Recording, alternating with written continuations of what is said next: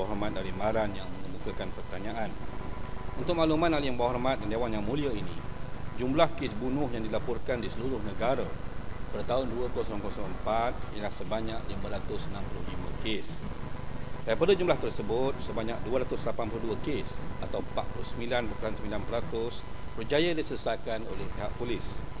Manakala bagi tahun 2005, jumlah kes bunuh yang dilaporkan ialah sebanyak 497 kes dan jumlah kes selesai pada tahun tersebut ialah sebanyak 328 kes atau 65.3%. Bagi tahun 2006, didapati jumlah kes bunuh yang dilaporkan ialah sebanyak 604 kes dan jumlah penyelesaian kes pada tahun tersebut adalah sebanyak 385 atau 63.7%. Bagi tahun 2007 pula, sejumlah 588 kes bunuh yang telah dilaporkan, manakala jumlah penyelesaian kes pada tahun tersebut ialah sebanyak 404 atau 68.7%.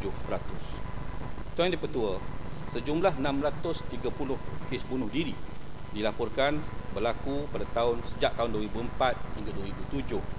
Pada tahun 2004, sejumlah 256 kes bunuh diri telah dilaporkan di seluruh negara, yang mana jumlah kes tertinggi adalah berlaku di Negeri Sembilan sebanyak 68 kes.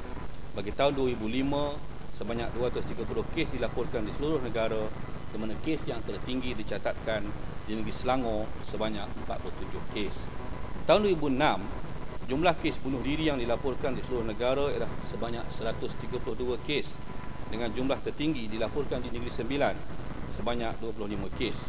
Manakala tahun 2007, jumlah kes bunuh diri yang dilaporkan di seluruh negara didapati menurun, di mana hanya 12 kes sahaja dilaporkan, dan Negeri Sarawak mencatatkan jumlah kes tertinggi pada tahun 2007 iaitu sebanyak 9 kes. Terima kasih.